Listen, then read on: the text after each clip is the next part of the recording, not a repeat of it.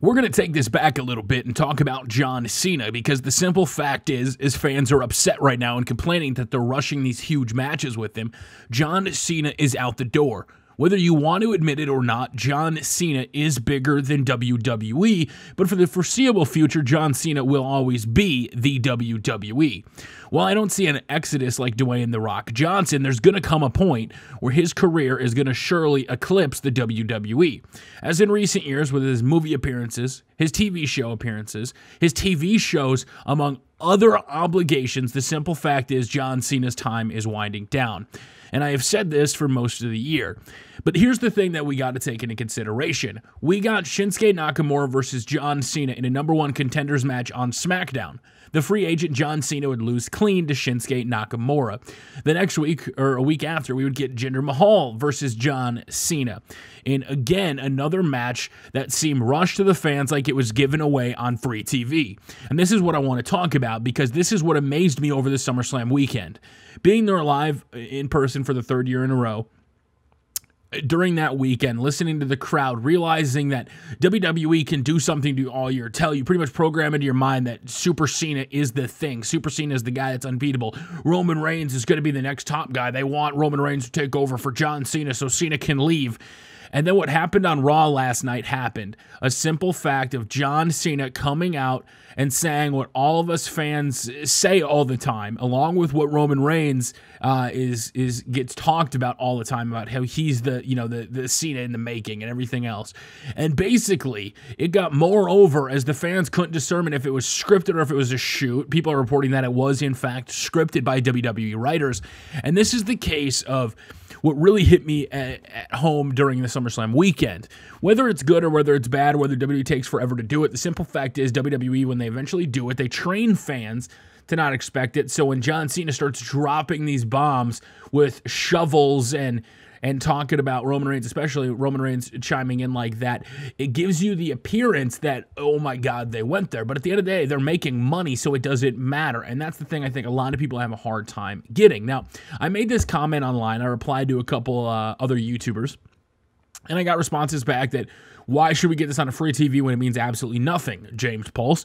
And to that point, I get it. And I'm not trying to always constantly defend WWE 24/7, and that's why I think some people think that I'm constantly defending WWE 24/7. The simple fact is, look at The Rock, who wrestled 2 years in a row, was probably going to do the third year, but then his movie insurance, it came out that they didn't want him doing any physical activities, because you saw what happened the second match him and John Cena had, how he ended up injuring himself, and look what it almost cost him. So when it comes to John Cena filming the Transformers, most likely he's gone. I mean, and that's going to be a thing.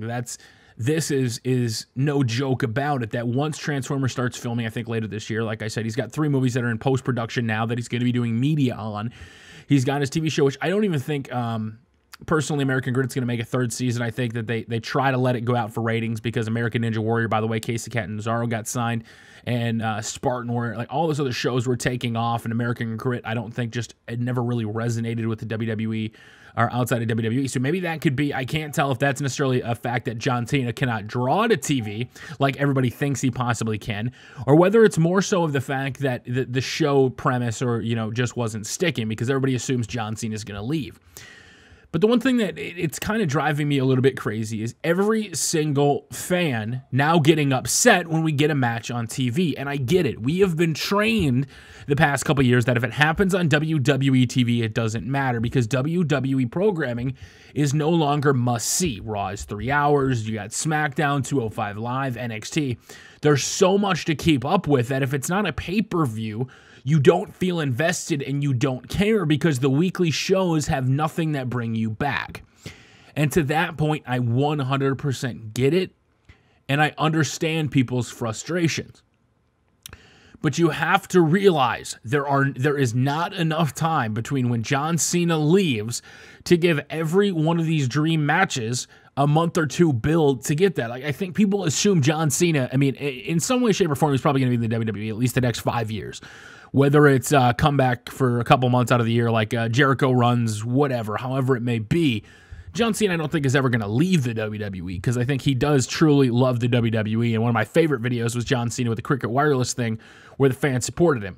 And then that hit me again during the NXT night when I'll talk about this later in the video, which kind of changed me a little bit, is too many people are caught up in the story. Like, here's the thing of us finally getting Cena Dream matches, and our biggest complaint as wrestling fans is that we don't have to pay to see it, that it's on free TV. To me, I'm just sorry. At some point, that is so asinine, that is so beyond the point of recognition that, okay, imagine if we finally got Undertaker versus John Cena, but it wasn't at WrestleMania. It was just on a throwaway show because they had bigger plans for Cena than, let's say, Undertaker, right? Let's say they were going to do Cena Reigns at WrestleMania. I don't know. I personally had this pegged for Survivor Series, not No Mercy, but that's just me personally. If you honestly look at it that way, like, well, okay, yeah, they rushed Nakamura. That was a dream match. I totally wish Nakamura versus John Cena would have been at SummerSlam. Wow, so you would have been just as disappointed. Like, just imagine this. Everybody wants Cena dream matches, and they're all excited for it. In the past, when you get dream matches, you know, LOL, Cena wins, what does it matter? Now it's gotten to the point where we get these dream matches, but people are upset because where they're being viewed. And that is because we've been trained to understand that what happens on WWE TV, for the most part in the past couple years, doesn't matter. And then when something does happen, like John Cena versus Roman Reigns, where really the WWE is just smart for doing this, the same way JBL kind of breaks the boundaries on Paul Rosenberg's Bring to the Table show. Like, you push that boundary a little bit, well within the confines of what WWE is willing to allow, because they're still making money and everybody's talking about it. Everybody's talking about this John Cena promo like, oh my God, he broke the fourth wall. He did this. He just buried him. Rest in peace, Roman Reigns' career, everything else. And I made those same jokes. But at the end of the day, there's still people getting so upset for the fact that this got pushed through this fast. And I'm here to tell you, John Cena will not be around forever. The simple fact is his time is winding down. We saw how he just pretty much obliterated Baron Corbin. He didn't take him seriously. He rolled through him. So his next match, after you take down a guy like Baron Corbin for SmackDown, now you're on Raw, and now you want to make a moment with Roman Reigns. And maybe you get something that you didn't expect. I'm not going to start talking about whether I think he's going to win or whether he's going to lose to Roman Reigns, and whether this is Roman Reigns' build to WrestleMania to eventually be in that spot, whether it's to eventually go through all these challengers and compete eventually down the line against a guy like Brock Lesnar. I think the most important thing to keep in mind here is that you don't know where it's going to end. Like, I get it. I want these matches to be on pay-per-view. I want all these John Cena dream matches that I've been waiting for to get the proper build that they deserve. I want every single major John Cena feud for the rest of the year until WrestleMania to have the build and the promos that encompass the Roman Reigns opening one. But the simple fact is, time is not on our side. If John Cena leaves sometime after October, November, is gone for 3 months, and then eventually comes back maybe for Mania, we're still limited on time. So that's the biggest thing you got to keep in mind. John Cena, frankly, has got other stuff to do. And as much as I love John Cena, as much as I want John Cena to stay around, whether you like him or hate him, or you're just sick of his crap and you blame him for everything that's wrong with the WWE, I legit cried, man, and this isn't kayfabe. When I saw that Cena video with everybody approaching them about what he's done for them, that matters to me. Right? Like, yes, as a lifelong wrestling fan, I want quality programming. I want to see Roman Reigns and John Cena shoot on each other and battle it out on pay-per-view on the grandest stage of them all to tell a story. But the other story that I also get, and I've started to really appreciate a lot more lately, is this story that John Cena outside of the ring, and this is where I've really gotten caught up in this, is WWE fans. We are so caught up. And if the product sucks, we don't do anything else. We don't watch anything else. We just complain about the writers, the TV, Vince, everything else that's going on. And when you actually take a moment to realize, you know, the same shit that we call it, same shit, different day with John Cena, to everyday people that are being affected, whether through illness or injury or whether just a personal story, is doing good for people. So that's the way I look at it. John Cena's time here in WWE is in fact limited. He's not going to be around forever. We think we all know that. And even if he is, it won't be for as long as people expect, especially with, you know, once you start getting into Transformers and once you start getting into bigger shows and bigger movies, there's going to come a time where Cena is limited. And I think that's the one thing as WWE fans we cannot take for granted.